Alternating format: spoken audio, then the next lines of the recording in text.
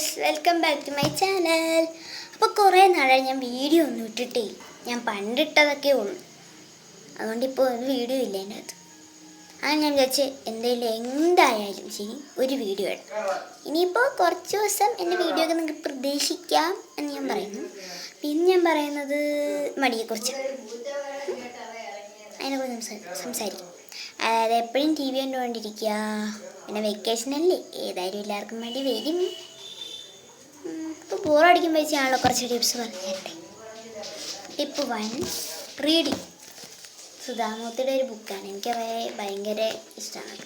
അങ്ങനെ ഞാൻ ഒരുപാട് ബുക്ക് വാങ്ങിച്ചിട്ടുണ്ട്. അവരെ മാത്രമല്ല, വേറെ ഒരുപാടുണ്ട്. റസ്കിൻ ബോണ്ട്, പിന്നെ ഒരുപാട് പേരുണ്ട്.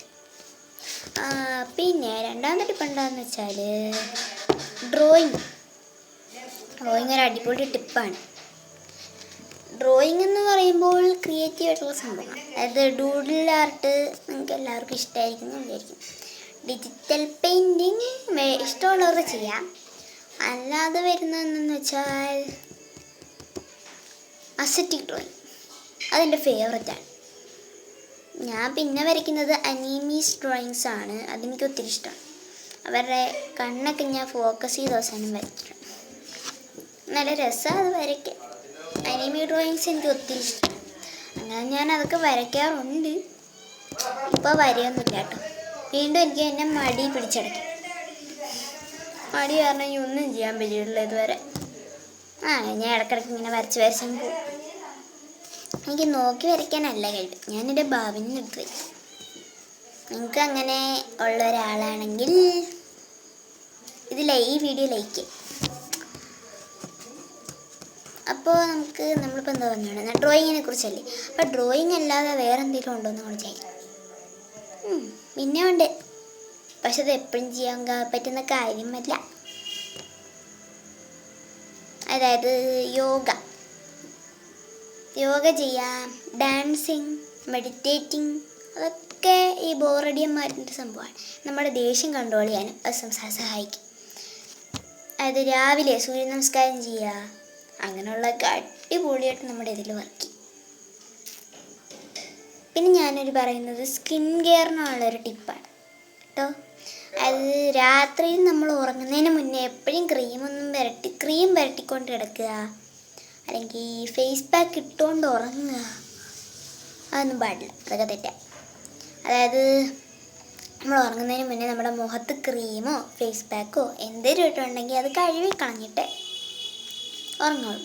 പിന്നെ നമ്മൾ കഴുത്തരുത മാല, പിന്നെ കാത് ഗൺഷോട്ട് അല്ലാതെ പെട്ടെന്ന് അടയാത്തവർക്ക് കമ്മലും ഊരി വെക്കാം.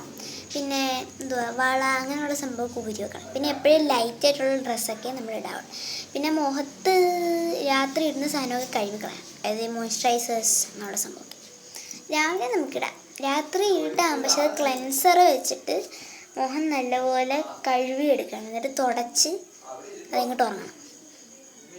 അതാണ് എൻ്റെ ഒരു ടിപ്പ്. അങ്ങനെയല്ലേ, നല്ല ടിപ്പല്ലേ. പിന്നെ ഞാൻ പറയുന്നത്, വീണ്ടും ബോറടിക്കും തോന്നുകയാണെങ്കിൽ എയറോബിക്സ് നല്ലതാണ്.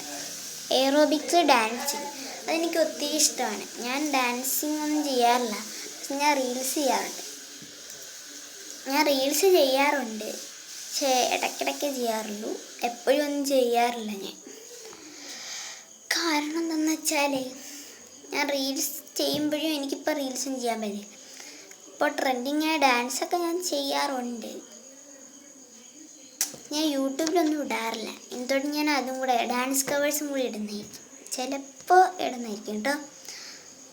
അപ്പോൾ ബായ്, അടുത്ത വീഡിയോ ഞാൻ ഇടുന്നത് വരെ ബൈ. നിങ്ങൾക്ക് ഈ വീഡിയോ ഇഷ്ടപ്പെടുവാണെങ്കിൽ ലൈക്ക് ചെയ്യുക, പിന്നെ എൻ്റെ ചാനൽ സബ്സ്ക്രൈബ് ചെയ്യാത്തവരാണെങ്കിൽ സബ്സ്ക്രൈബ് ചെയ്യുക. പിന്നെ ഇഷ്ടപ്പെട്ട വീഡിയോ ആണെങ്കിൽ അത് ഷെയർ ചെയ്യാനും മറക്കല്ലേ. ബൈ.